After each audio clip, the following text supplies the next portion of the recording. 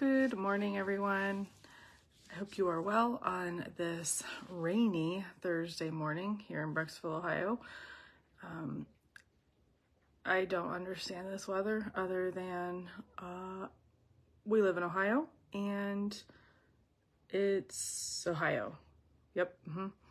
The last couple of days were really nice.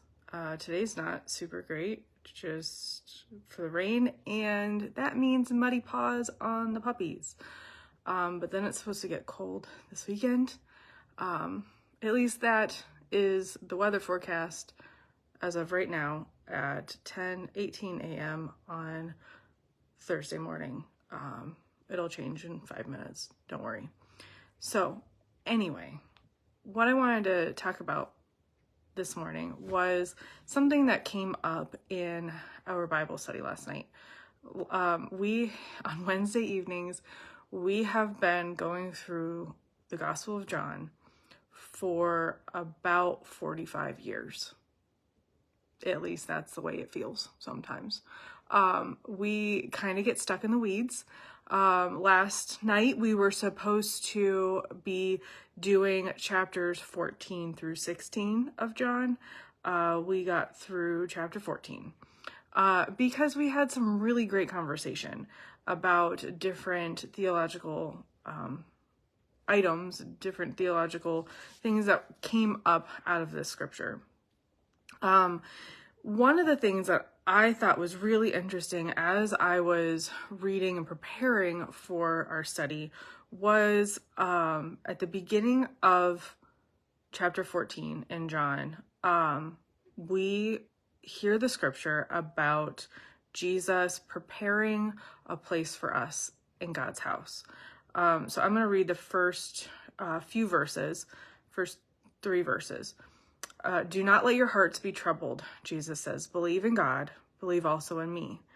In my Father's house there are many dwelling places. If it were not so, would I have told you that I go to prepare a place for you? And if I go and prepare a place for you, I will come again and will take you to myself, so that where I am, there you may be also. This is one of those scriptures that I have read so many times, particularly at funeral services. And when I've read this scripture, and admittedly, I haven't dug into this scripture too much.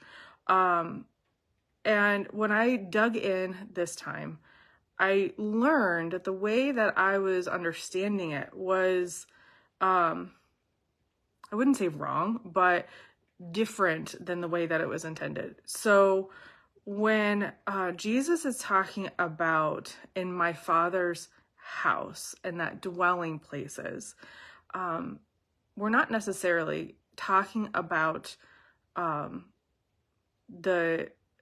Jesus's going to heaven, and heaven being this house that God has prepared, and Jesus going and preparing a place for us in this house in heaven. You might, if you have been around the church for a few years, you, especially through like the 90s and early 2000s, there's this song called, I think it's called Big Big House, and I don't remember who it was by, but it's really catchy. And it talks about a big, big house in my Father's house. There's lots and lots of rooms. And there's something about like we can play foosball and different things. Like it's this really fun, catchy song about this. And that's what I would think about when I read this scripture. But what I learned was that when Jesus is talking about the Father's house and these dwelling places, dwelling is a really good word here, because this is not a place to go to, but it's a relationship that Jesus is going to be with God to create this, to fully unite. Sorry, this is like a new concept. I'm struggling with finding the words to describe it correctly, or the way that I'd like. So Jesus is going to unite himself with God, to become whole with God so that we can become whole with God, and find wholeness in God.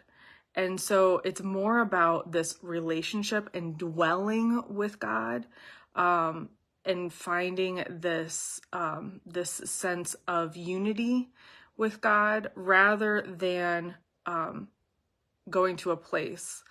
And I bring it up because, and I think it's we talked about it last night, and it's kind of the same. It's a different way to think about heaven, but it makes sense. Sometimes it's like, oh, are we getting caught up in semantics? But I think what's different for me about understanding it this way, and Jesus preparing and going to be with God and creating this unity, this full relationship with God, so that we might have a full and whole relationship with God. That means that heaven, that salvation is not just for the afterlife. That means that salvation and heaven are here and now. They're about that relationship with God here and now that we find through Jesus, here and now. And so it's not to be waiting for things to get better, but it's how do I find the goodness, and how do I find that relationship and that unity with God here in this place on a gloomy Thursday morning? How do I find wholeness, and how do I find those little snippets of heaven that are here with me? And that, I think, is huge, and that's transformational, to be thinking about heaven as this relationship and this wholeness with God that we're able to, through Jesus, have in this very moment. So I bring that to you, one, as just something to ponder on. Again, this is the Gospel of John, chapter 14, and particularly verses 1 through 3. And so I bring this to you to think about this scripture, and to recognize that we can read scripture again and again and again, and we take it one way, and then we read something, we hear somebody talk about something, and then all of a sudden, for whatever reason, it hits us different. The Spirit speaks, and we are in a headspace, and we are able to see it differently, more fully. That's not to say what we thought was true before is wrong. It's just different. Maybe it's fuller. So anyway, that's one of the reasons why I love reading scripture and digging in on Wednesday evenings, and just Wednesday evenings with the class and all the time, because you just never know what you're going to find when you dig in. So I hope that as we talk about our journey and our faith journey on Sunday mornings, that these are the types of things that we're talking about. Is that, like, this is not a journey where we're going to achieve, we're going to cross the finish line, and we're going to achieve an A+ and do all of the courses, and we're going to be done, right? That's not what this is. This is about continuing to grow and to learn and to be transformed and to come into greater relationship with God. This Sunday, we're talking about Jesus walking on water and Peter getting out of the boat and walking towards Jesus and then starting to sink, and what Jesus does. And just the fact that Peter got out of the boat, nobody else did. That's a big deal.